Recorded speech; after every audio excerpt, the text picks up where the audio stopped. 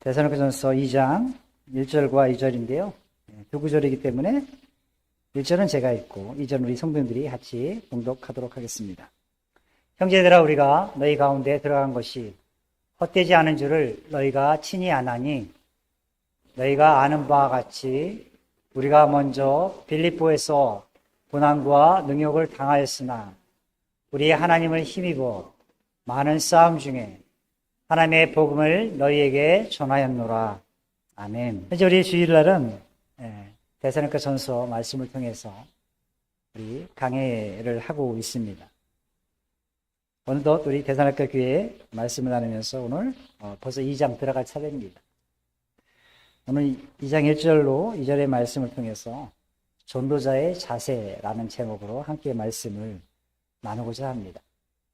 1장에 관련된 내용들은 오늘 올해 때 데살로니가 교회의 믿음의 특징이 있었죠. 믿음의 역사와 사랑의 수고와 소망의 인내를 통해서 이들의 교회가 가장 아름다운 각 지역에 소문이 퍼질 정도로 모든 믿는 자들에게 본이 될 정도로 자란 교회가 바로 데살로니가 교회였습니다. 우리 교회도 그만 원래의 시간들을 통해서 우리 각자 주신 하나님의 은사들을 마음껏 발휘하고 또 우리가 주님께 받은 그 은혜들을 어떻게 하면 수고로이 또 사랑으로 섬기며 함께 믿음의 공동체를 세워갈 것인가를 함께 나눌 수 있는 원래의 시간이 되길 바랍니다. 그래서 여러분들 좋은 시간이 되길 바라고요. 우리 1장을 관련돼서 여러분들이 나눠주시면 좋겠습니다. 오늘 2장의 말씀을 보면서 사도 바울이 어떻게 예수님을 믿게 되었는지, 그가 예수 믿은 후에 어떻게 그의 삶이 전도자로서의 삶으로 변화되었는지를 오늘 2장 말씀을 통해서 함께 살펴보고자 합니다. 사도 바울은 다메섹 도상에서 다메섹을 향해서 가는 그 위에서 예수 그리스도를 만난 후부터, 즉 예수님을 개인의 구주로 영접한 후부터 다른 사람들의 영혼 구원에 대해서 매우 깊은 관심을 갖게 되었습니다. 여러분도 구원받고 나면 내 주위에 아직도 예수님을 모르는 형제 자매들, 사랑하는 아내, 남편, 부모님, 이웃들 생각나지 않습니까? 아마 사도 바울도 그랬던 것 같습니다. 예수님을 만난 후에 다른 사람들의 영혼에 대해서 너무나도 깊은 관심을 갖게 되었고 그들을 볼 때마다 어떻게 예수님의 복음을 전해서 그들을 구원으로 인도할 것인가, 그런 생각으로만 늘 잡혀 있었습니다. 그의 남은 인생을 보면 복음 전도에 아버지 인생을 불태웠던 것을 보게 됩니다. 물론 그런 복음을 전하면서 우리가 알 수 없는, 말할 수 없는 많은 고난을 감당해야 했습니다. 그럼에도 그는 복음 전도에 대한 자신의 사명을 굳게 확신하고 그 말씀을 붙들고 앞으로 끝까지 나아갔던 것을 보게 됩니다. 고린도전서 9장 22절로 23절에 보면 약한 자들에게는 내가 약한 자와 같이 된 것은 약한 자들을 얻고자 하며 그들을 주님께 인도하고자 하며 내가 여러 사람에게 내가 여러 모습이 된 것은 아무쪼록 몇 사람이라도 구원코자 함이다. 내가 복음을 위하여 모든 것을 행함은 복음에 참여하고자 합니다. 라고 그가 고백하고 있습니다. 자신이 받은 구원에 대하여 감사하는 그 마음이 복음 전도의 동기가 되었던 것을 우리는 바울의 고백을 통해서 살펴볼 수가 있습니다. 이처럼 구원받은 사람들은, 구원받은 우리 그리스도인들은 다른 사람들에게 구원의 복된 소식을 전해야 할 책임이 있음을 우리는 믿습니다. 그래서 예수님은 마태복음 28장에서 우리에게 말하고 있는 것이죠. 너희는 모든 족속으로 제자를 삼아 아버지, 아들과 성령의 이름으로 우리에게 신뢰를 베풀고 너에게 분부한 것을 가르쳐 지키게 하는 그 모든 사역들이 우리에게 맡겨질 사명이고 우리가 해야 할 책임입니다.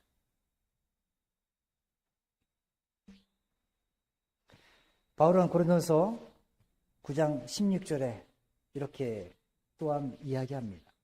내가 복음을 전할지라도 자랑할 것이 없으면 내가 부득불 반드시 할 일임이라. 복음 전하는 것은 내가 자랑할 일도 아니고 반드시 해야 할 일이고 만일 복음을 전하지 않으면 내게 다가 있을 것이다 라고 그가 고백하고 있습니다. 사실 예수를 믿고 구원받은 성도라면 하나님으로부터 받은 영생을 온 세계에 전할 막중한 책임이 우리에게 놓여져 있습니다. 그래서 디모데후서 4장 2절에 너는 말씀을 전파하라. 때를 얻든지 못 얻든지 항상 어떻게 하라고요? 힘쓰라. 항상 힘쓰라. 이런 중차대한 책임이 저와 여러분에게 놓여져 있습니다. 그래서 바로 이 책임을 다하기 위해서 자신의 온 마음과 힘을 다해 복음을 증거했던 것입니다. 특별히 오늘 본문은요, 바울 자신이 복음 전도자로서 어떠한 자세로 어떠한 임무를 감당했는지 우리에게 잘 설명해 주고 있습니다. 먼저 바울은 많은 영적인 싸움 중에서도 중단하지 않고 복음을 전했던 것을 보게 됩니다. 그가 데살로니가 지역에서 그의 전도 사역이 결코 헛되지 않았음을 그가 고백하는 것을 볼 때 그는 끝까지 여러 가지 환난과 고통 속에서도 복음을 전했던 것을 우리는 알 수가 있습니다. 1904년에 영국의 국왕이었던 에드워드 7세가 구세군의 지도자인, 여러분 우리 12월 연말 되면은 평택 시내에서도 그거 구세군들이 있는지 모르겠어요. 서울에는 명동 길거리에 아니면 종종 이렇게 큰 사람들이 모이는 곳에는 구세군들이 종을 울리면서 연말에 어려운 이웃들을 돕고자 하는 모금운동을 하는 것을 보게 됩니다. 그 구세군의 지도자는 누구냐면 윌리엄 부스라는 사람이었습니다. 근데 영국의 국왕이었던 에드워드 7세가 그 윌리엄 부스를 버킹엄으로 초대했습니다. 그래서 초대를 받은 윌리엄 부스가 그곳에 가게 됐습니다. 국왕이 그렇게 이야기합니다. 당신은 30년 동안 여러 가지 박해에도 불구하고 어떻게 그렇게 훌륭한 일을 했어? 수십 년의 박해와 고난을 극복한 장군에게 경의를 표하오라고 에드워드 7세가 그렇게 말했습니다. 그러면서 그에게 이곳에 왔으니까 방명록에 사인을 하든가 글을 하나 써주십시오라고 이야기했다고 합니다. 그러자 75세가 된 윌리엄 부스는 펜을 들어서 이렇게 기록했습니다. 폐하, 어떤 이의 야망은 예술, 어떤 이의 야망은 명성, 어떤 이의 야망은 돈, 저의 야망은 인간의 영혼입니다. 라는 자신의 생애 업적을 요약했다고 합니다. 여러분, 바울이 복음 전도에 대해 열정을 다했던 것은 바로 영혼 구원이었습니다. 영혼 구원이었습니다. 그는 그 일을 위해서 그 삶 전체를 다 내도 아깝지 않을 정도로 삶을 불태웠습니다. 복음 전도에 대한 바울의 열정은 모든 고난까지도 능히 극복하게 했던 것을 우리는 잘 알게 됩니다. 그가 받은 고난을 여러분 생각해 보십시오. 그는 주님의 고난에 동참하기 위해서 모든 고난을 감내하면서 그 고난받는 것을 기뻐했다라고 성경은 기록하고 있습니다. 여러분, 어떻게 고난받는 것이 기쁨이 될 수 있냐는 거예요. 여러분 생에 고난받는 것이 기쁨인 사람 누가 있겠습니까?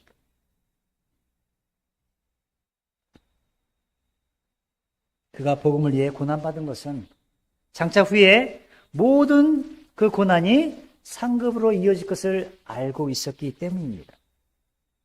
고난을 피하기보다는 그래서 그는 오히려 고난을 달게 받아들였습니다. 한마디로 바울은 고난과 능욕을 결코 두려워하지 않았다라는 것입니다. 그리고 복음을 전하다 보면 노방전도를 한다든지 아니면 가가호, 도너킹이라고 하죠. 미국에서는 도너킹을 상당히 많이 하는데요. 다니면서 그냥 문 똑똑 두드리면서 복음을 전합니다. 그런 거 하다 보면 부끄러움도 있고요. 뭐 창피해서 말도 못하고요. 그냥 전도지만 하나 그냥 우편함에다 꽂아놓고 오는 그런 일도 많습니다. 저도 청년 때 저는 이제 왕십리에 교회가 있었기 때문에 지하철 2호선 타면 이게 순환선입니다. 순환선. 한 바퀴 도는 거예요, 그냥. 가만히 있어도. 그래서 거기서 예전에는 전도지를 지하철 안에서도 전할 수 있었거든요. 그래서 전도지를 우리 지금 대전교회, 대전성서 침례교회 한 집사님 되신 분과 함께 둘이서 전도지를 돌리면서 전도지를 받아보고 읽는 분들이 있어요. 있는 분들이 있으면 그곳에 접근해서 둘이서 포위를 해놓고 복음을 전했던 그런 기억들이 납니다. 지금 전도지를 지하철 입구에서도 못 전하죠. 들어가서도. 뭐 그런 시대가 되었습니다. 복음 전하기가 상당히 어려워요. 그래서 우리가 강제전도 하는 거예요. 강제전도. 내 가까운 이웃들, 내가 사랑하는 동료들, 형제 자매들, 부모들을 전하는 것입니다. 어떤 그런 기억들이 있습니다. 근데 그때 구원받고 났고 청년 때 복음에 대한 열정이 얼마나 강했으면 그냥 일주일에 교회를 저희 4번 갔습니다. 4번. 하여 성경 공부, 수요일날, 토요일날, 새벽 기도회, 주일날. 일주일에 4번 갑니다. 그러니까 교회 가는 것이 즐거움이었고, 교회에서 청년들과 함께 복음 전하는 것이 즐거움이었고, 또 불용 상담하기 위해서 서로가 또 연습도 하고, 나가기 전에. 그거 잘못했어. 이렇게 해봐, 이렇게 해봐. 방법도 가르쳐주고. 그런 훈련들을 받았던 것 같아요. 복음 전도에 대한 열정. 그 열정이 뜨겁게 달아왔던 적이 저한테는 청년의 때가 아닌가 생각해 봅니다. 그러나서 개척을 하면서 개척교회에서 영혼들이 교회에서 구원받고 어린아이들이 와서 계속 지켜보면서 몇 주 동안 지켜보면서 복음을 전할 때 아이들이 그 순수한 마음이 열려서 복음을 받아들일 때 그 감격은 이루 말할 수가 없습니다. 여러분 언제 복음을 전해 보셨습니까? 아니 지금도 복음 전도자로서의 삶을 살고 계신가요? 복음을 전하다 보면 뜻하지 않는 욕을 들을 때도 있습니다. 침뱉음을 당할 때도 있고요. 전도지를 주면은 받자마자 그냥 휙 던지는 사람들도 있습니다. 그러나 바울은 그런 고난이 아닙니다. 잊지 못할 감옥에 갇히는 고난도 있었고요. 죽음을 무릅쓴 고난도 있었고요. 많은 사람들에게 능욕을 받을 정도로 그런 고난이 있었지만 결코 그는 두려워하지 않았습니다.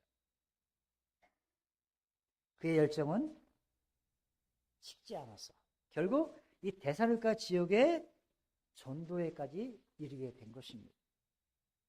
바로 오늘 본문에서는 바울은 이러한 사실을 이렇게 고백하고 있습니다. 오늘 본문 1절에 형제들아 우리가 너희 가운데 들어간 것이 헛되지 않은 줄을 너희가 친히 안다라고 그는 말하고 있습니다. 내가 너희에게 가서 복음 전한 것이 결코 헛되지 않았다. 헛된 일이 아니다. 허망한 일이 아니다. 라고 말하고 있습니다. 사실 바울은요, 데살로니가 오기 전에 빌립보에서 복음을 전하다가 온갖 매를 맞고 빌립보 감옥에 갇히게 되었습니다. 그래서 온갖 수모를 당했습니다.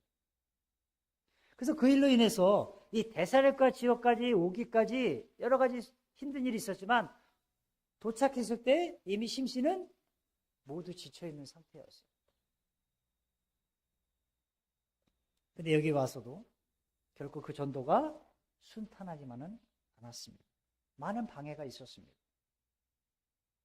그래서 그 결과 바울과 그 일행들, 여기 보니까 실라와 디모데, 이와 함께 했던 동역자들과 함께 이곳에 약 3주 동안 머물면서 그렇게 짧은 기간 동안 복음을 전할 수밖에 없었습니다. 그럼에도 불구하고 이 데살로니가에서 맺혀진 복음의 열매가 가히 놀랄만 했다라는 거예요. 이 데살로니가 교회에서 이 3주 동안 복음을 들었던 그들이 교회가 탄생했고 그곳에 그들의 믿음의 역사와 사랑의 수고와 소망의 인내를 통해서 끝까지 인내하면서 주님을 바라보면서 마게도냐 지역과 아가야 지역과 모든 믿는 자들에게 본이 될 정도로 그들의 소문이 퍼질 정도로 교회가 아름답게 성장했다라는 거예요. 교회의 연조는, 교회의 역사는 매우 짧았지만 그들의 신앙은 불타오르고 있었다. 그들의 심령에 영혼을 사랑하는 그 마음이 불이 일어나고 있었다라는 거예요. 저는 우리의 모든 성도님들이 그 받은 복음 때문에 이 복음을 어쩔 줄 몰라서 정말 옆에 사람에게 전하지 않으면 내게 화로다라고 고백했던 바울처럼 우리도 나가서 주님이 주신 그 은혜의 복음을 증거하는 증인들이 되길 간절히 소망합니다.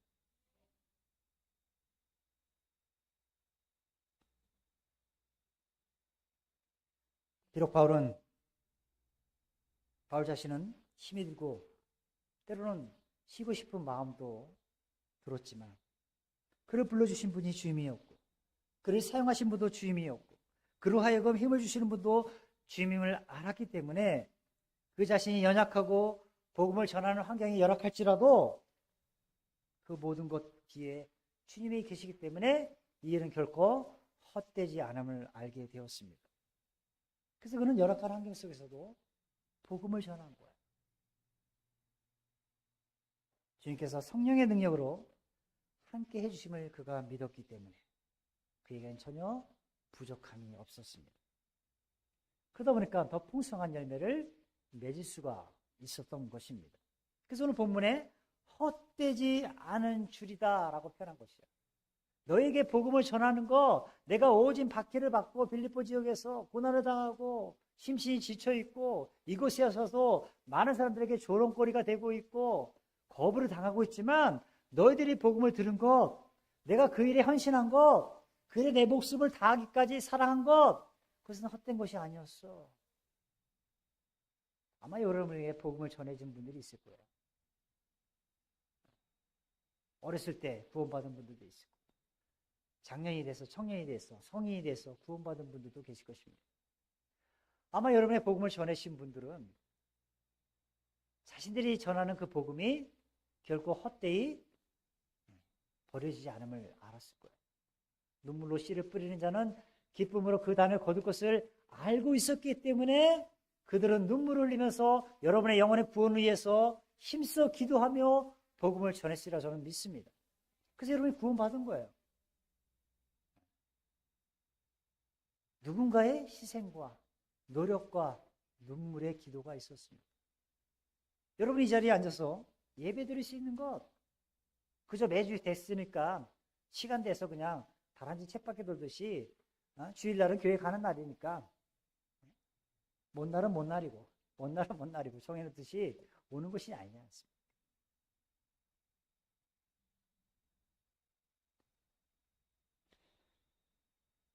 그가 복음을 전할 수 있었는가? 많은 결신자들을 얻게 하는 그 동기는 성령이 그와 함께 하심을 믿었기 때문에 내가 하는 것이 결코 공허한 일이 아님을 알았기 때문에 그는 힘써 일할 수 있었던 것입니다. 그래서 바울은 그렇게 고백한 거예요. 하나님을 힘입어 많은 영적인 싸움 중에서도 그가 복음을 전했다라고 고백하는 거예요. 여기 우리가 1장 5절에 보니까 능력과 성령과 큰 확신으로 되었기 때문이다. 내게 복음을 전할 수 있는 것은 성령의 능력, 주님이 주신 그 말씀에 대한 확신이 분명하기 때문에 내가 힘을 얻어서 나아갈 수 있었다라고 고백하고 있는 거예요. 그럼 단순히 자신의 말로 복음을 전하지 않았어요. 성령을 힘입어, 성령의 권능을 힘입어 나아가 전한 거예요. 우리도 마찬가지입니다. 여러분 직장에 나가서 동료들을 만날 거예요. 이웃들을 만날 것입니다. 아는 친구들을 주기적으로 동창회니 뭐니 해서 연말이 되면 또 만날 거예요. 만날 때마다 가서 그냥 그 자리에서 쭈삣쭈삣 내가 뭐 그냥 이 술을 받아야 되나 말아야 되나 뭐 이런 성경에 술을 먹지도 말라 했는데 보지도 말라고 했죠. 근데 이걸 맞아야 되냐 말아야 되냐 이거 갖고 고민하고 있고 담대하게 내가 너를 오랫동안 알아왔지만 정말 내가 정말 소중한 것을 인생 가운데 발견했는데 너에게도 좀 주고 싶어. 이런 친구들 있지 않습니까? 이런 옆에 이웃들 있지 않습니까? 그런 사람들을 만나서 기회를 찾는 거예요. 기도하면서. 성령 하나님께서 이 시간 그의 영혼을 만져달라고. 그의 마음을 열어달라고.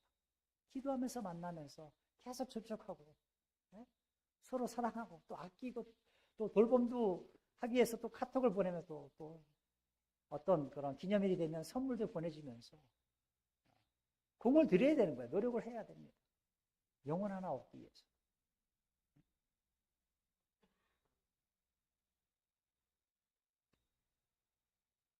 그래서 바울은 2절에 보니까 너희가 아는 바와 같이 우리가 먼저 빌립보에서 고난과 능욕을 당했지만 이곳에 오기까지 빌립보 지역에서 많은 고난과 능욕이 있었지만 육신상으로는 당하는 고통, 인격적으로 당하는 치욕들을 당했지만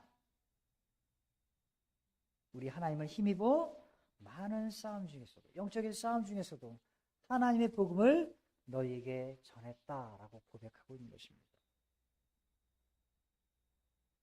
복음을 방해하는 자들과 영적 싸움이 있음에도 불구하고 복음 전하는 일을 중단하지 않았다라는 거예요.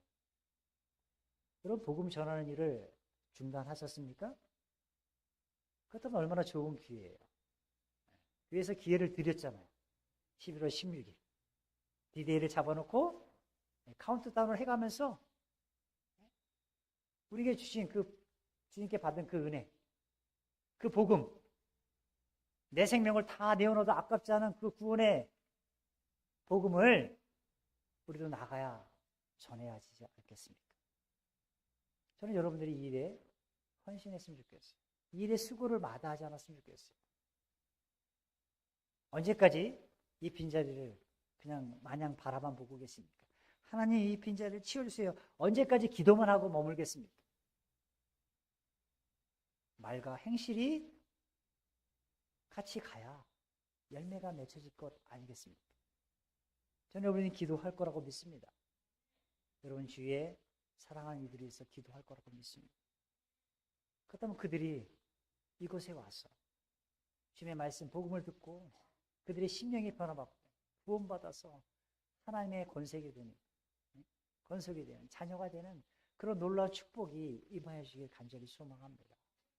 그래서 11월 16일은 그냥 추수감사주일, 해년마다 있는 추수감사주일 이런 것이 아니에요. 하나님은 한 영혼이 구원받으면 천국에서 뭐가 열린대요?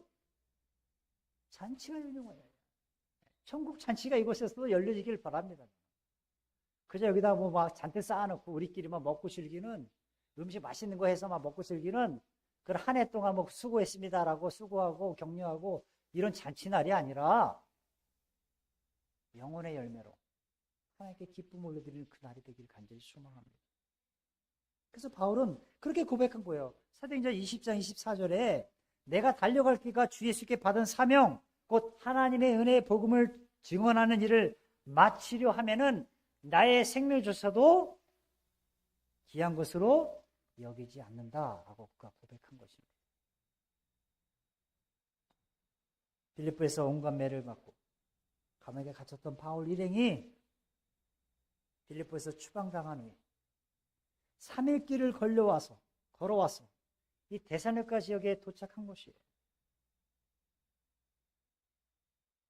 아마 그가 받은 상처, 채찍에 맞은 그런 상처들, 온갖 그런 고문에 대한 상처들 때문에 그는 몸이 나만하지 않았을 것입니다. 극도로 피로했을 것입니다. 그럼에도 불구하고 그는 주님께 받은 그 은혜가 너무나 값졌기 때문에 데살로니가 지역에 와서도 복음을 전할 수 있었던 것입니다. 고린도서 11장 23절에 보니까 그가 받은 고난에 대해서 그는 이렇게 얘기하죠. 옥에 갇히기도 더 많이 하고 매도 수없이 맞고 여러 번 죽을 뻔했다. 여러분 복음 전하다가 이웃에게 물세례 받아본 적 있습니까? 누가 돌로 던지면서 야 너나 믿어 하면서 막 돌멩이 던지면서 저리 가 하면서 막 소리치는 그런 경험들 해보셨습니까? 저는 복음을 전하다 그런 건 경험해 본 적이 있어요. 네가 구원을 어떻게 알아? 하나님만 알지. 그래서 삿대질 하면서 그런 분을 만난 적이 있어요. 죽어봐야 알지. 그런 분들도 있어요.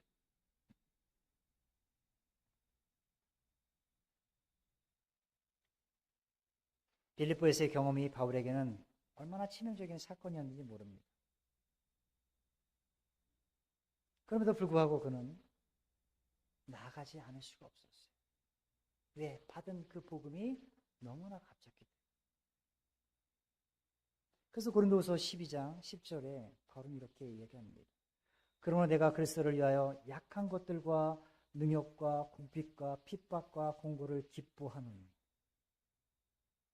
여러분, 이거 기뻐할 제목입니까? 능욕받고, 궁핍함에 이르고, 핍박이 있었고, 곤란을 경험한 것이 기뻤대요. 기뻐할 일이 전혀 아닙니다. 기뻐하는 이는 내가 약할 그때에 곧 강함이니라.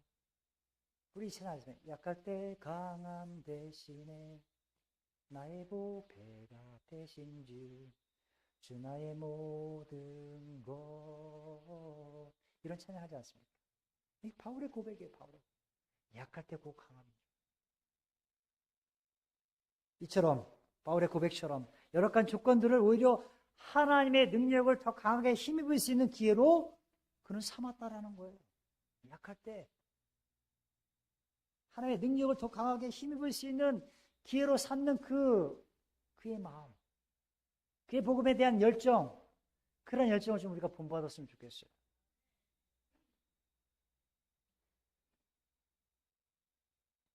바울의 승리의 비결은요, 하나님을 힘입었기 때문입니다. 복음을 전할 수 없는 환경 속에서도 끝까지 인내할 수 있었고 승리할 수 있었던 것은 전적으로 하나님을 힘입었기 때문입니다. 하나님의 능력을 갈망했기 때문입니다. 그래서 그는 하나님의 힘으로 복음을 전했고 하나님의 힘으로 모든 싸움에서 승리할 수 있었던 것입니다. 여러분, 세상은 힘 있는 사람들이 지배하고 다스리게 되어 있습니다. 힘 있는 사람만이 존재하고 그들만이 잘나고 성공하는 것처럼 보입니다. 힘없는 사람들은 늘 그 모양, 그 모습대로 지낼 수밖에 없죠. 그러나 영적인 세계는 그렇지 않다라는 거예요. 영적인 세계는 주님이 주시는 힘이 있어야 승리할 수가 있는 것입니다. 그래서 다윗은 일찍이 시편 18편 1절에 나의 힘이 되신 여호와여 내가 주를 사랑하나이다. 나의 힘의 근원이 어디에 있다는 거예요? 여호와 하나님께 있다라는 거예요. 여러분, 세상에서 복음을 전할 수 있는 그 힘이 어디서 나오는 거예요? 하나님으로부터 임한다라는 거예요. 하나님으로부터. 내가 잘나기 때문에 전할 수 있는 것도 아니고요. 내가 능력이 있기 때문에 내가 말하는 재주가 있기 때문에 하는 것이 아닙니다. 하나님이 힘을 주셔야, 하나님의 권능을 힘입어야 내가 복음을 전할 수 있는 거예요. 그래서 다윗은 고백한 거예요. 나의 힘이 되신 여호와, 나의 힘이 되신 여호와. 내가 주를 사랑하다이다. 주님을 자신의 힘으로 삼는 사람만이 승리할 수 있음을 우리는 성경을 통해서 알 수가 있습니다. 그래서 바울도 그 하나님의 능력을 의지하여 자신의 힘으로 삼았기 때문에 복음을 끝까지 전할 수 있었다라는 거예요.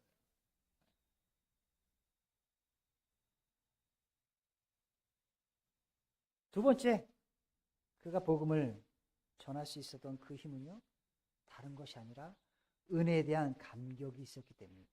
은혜에 대한 감격. 바울과 그의 일행들이 빌립보에서 말할 수 없는 수모를 당하는 데살로니가 지역에 와서도 어려움은 여전했습니다.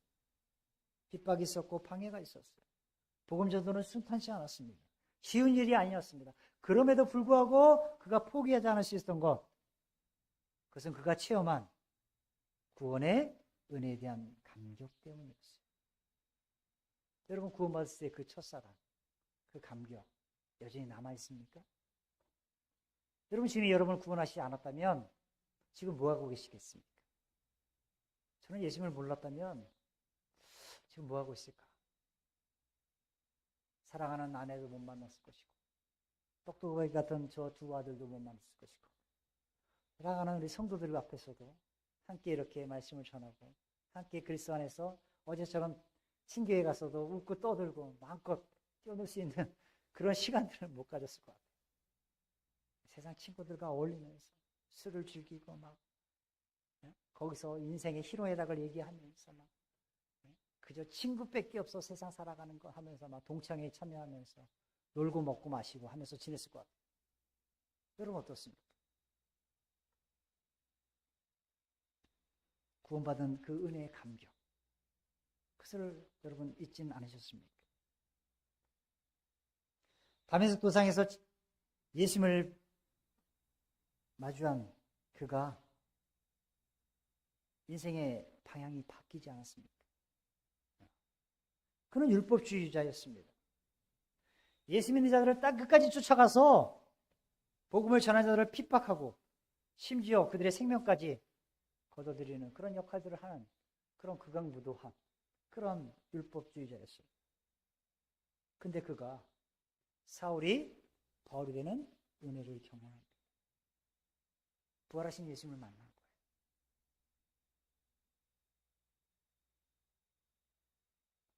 은혜는 사람을 바꿔놓습니다. 은혜는 우리 인생을 송두리째 변화시킵니다. 은혜는 우리를 회복시키는 놀라운 능력이 있습니다. 은혜는 우리로 하여금 끝까지 복음을 세상 끝까지 전할 수 있는 담대한 마음을 갖게 합니다. 그것이 하나님에 대한 은혜예요. 여러분 구원받은 그 은혜가 얼마나 감격스러운지 모르겠어요.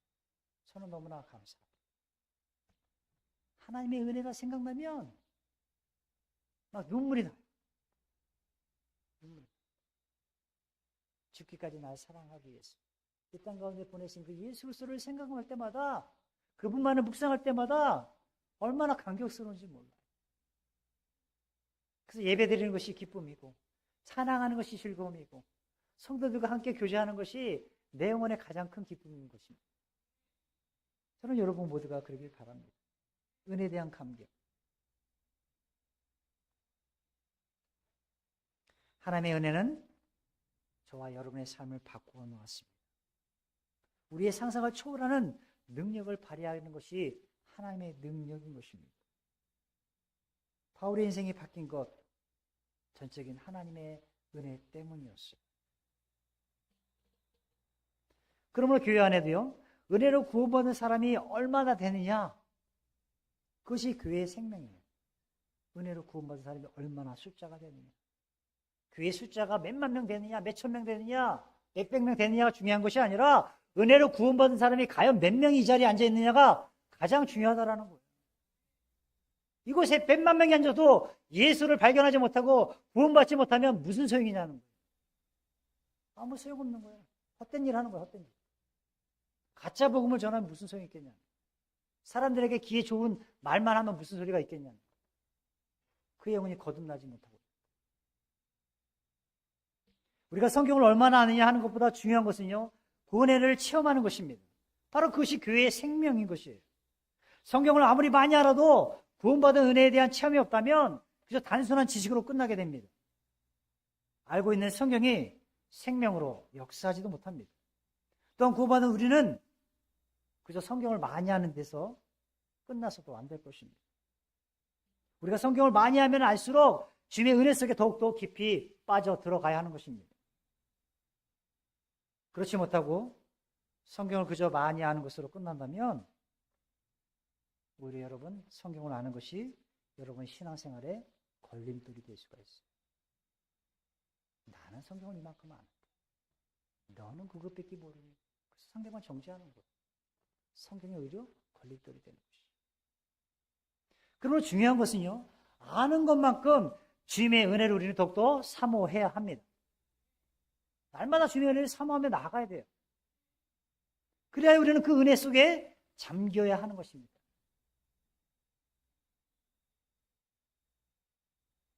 여러분 성경을 아는 것으로 친다면요, 바울만큼 아는 사람이 어디 있겠습니까? 사도행전 22장 3절에 보니까 나는 유대인으로 길리기아 다스에서 났고 이성에서 자라 가말리엘 문화에서 가장 유명한 랍비였어요. 가말리엘. 그 수제자였죠. 그곳에서 우리 조상들의 율법이 엄한 교훈을 받았고 오늘 너희 모든 사람처럼 하나님께 대하여 열심히 있는 자가 바울이었습니다. 바울은 성경에 능통한 사람이었어요. 그러나 그에게는 예수를 개인적으로 만난 구원의 은혜를 체험한 사실이 없었어요. 하나님의 말씀을 알고 있고 그 말씀에 능통했지만 예수를 만난 체험이 없다는가요?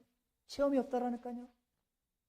교회는 오랫동안 다녔지만 수십 년 동안 교회 이곳에 앉아있지만 예수를 개인적으로 구체적으로 영접하지 못했다면 바울과 똑같은 거예요. 바울이 사울 되기 전의 모습인 것이죠.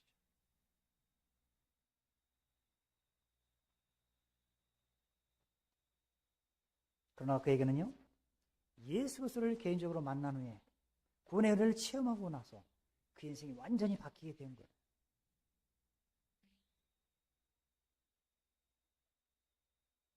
그거는 구원받은 간격이 없으면요, 우리가 알고 있는 것이 잘못된 열심으로 나타날 수가 있습니다.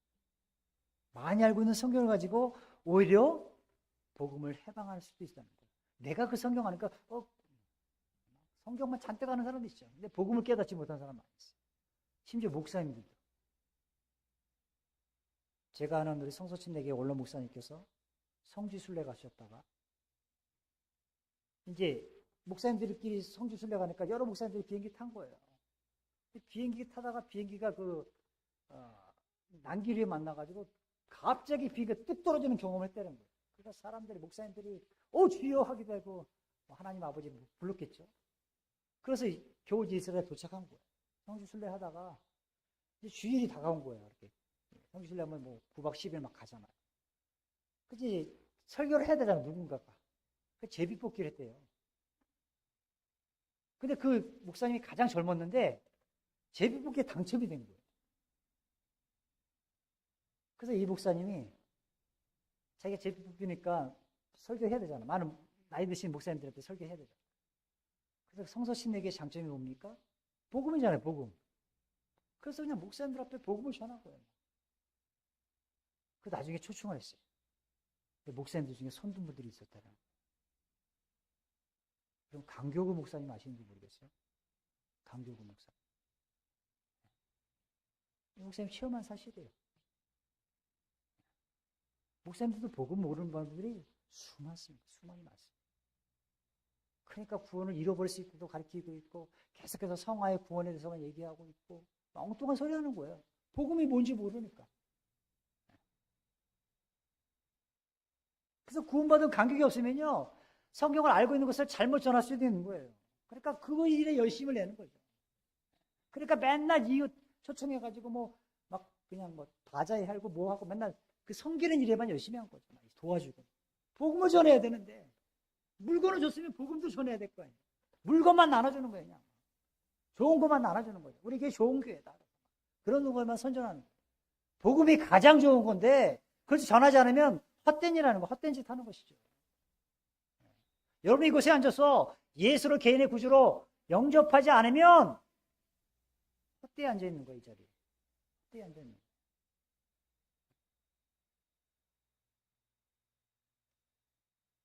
그래서 그는 담에색 도상에서 부활하신 예수를 만난 후부터 그가 알고 있는 성경을 가지고 거침없이 복음을 전할 수 있었던 거예요. 이처럼 복음에 대한 강한 열정은 다 구원의 은혜에서 비롯된 거예요. 그래서 그는 수많은 순환을 당했음에도 불구하고 다시 하나님의 능력을 힘입어 이 빌립보 지역에서 당한 그 고난을에도 불구하고 데살로니가 지역에 와서도 끝까지 열심을 다해 은혜의 복음을 전할 수 있었던 것입니다. 그래서 바울이 고백하지 않아요. 고린도서 15장 10절에 그러나 내가 다 된 것은 하나님의 은혜로 된 것이니 내게 주신 그 은혜가 헛되지 아니하여 내가 모든 사도보다 더 많이 수고하였으나 내가 한 것이 아니요 오직 나와 함께 하신 하나님의 은혜로다. 하나님의 은혜로다. 이 시간 우리 잠시 머리 숙여 기도하고. 사랑하는 성도 여러분, 언제 구원받으셨습니까? 얼마나 그 은혜, 구원의 은혜 감격하며 살아가고 계십니까? 오늘 예배 가운데 나오신 성도 여러분, 여러분 모두는 주님의 은혜로 구원받은 사실이 확실하십니까? 보라, 지금은 은혜 받을 때요. 보라, 지금은 구원의 날이다. 성경으로 우리에게 말씀하고 있습니다. 여러분, 언제까지 구원의 은혜를 거부하시겠습니까? 바로 오늘 여러분이 구원받을 때요. 구원의 날입니다. 지금 이 시간 모두가 다 조용히 기도할 때 여러분 주님의 음성에 반응했으면 좋겠어요. 주님이 여러분을 부르고 계십니다.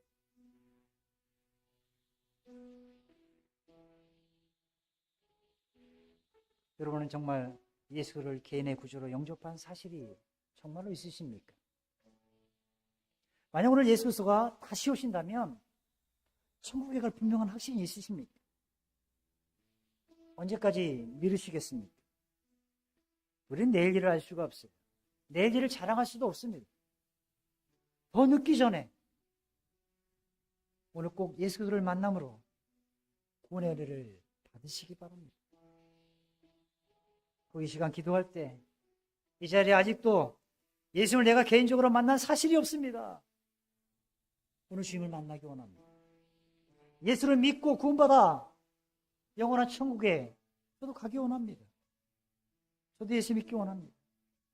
저를 좀 인도해 주세요. 그런 분이 있다면 다 눈 감고 기도할 때 저 예수 믿기 원합니다. 교회는 오랫동안 출석했고 이 자리에 앉아 있었지만 예수를 개인적으로 영접한 사실이 없어요. 오늘 당장 죽으면 천국 갈 확신도 없고요. 불안합니다. 그런 분이 있다면 저 예수 믿기 원합니다. 오늘 구원받기 원합니다. 이 시간 손들어 펴주시면 어떻게 예수 믿고 구원받을 수 있는지 여러분을 도와드리기 원합니다. 다 구원받으셨나? 분명한 구원의 확신이 있으십니까? 지금 오늘 임하시면 천국에 갈 분명한 확신이 있으실까요?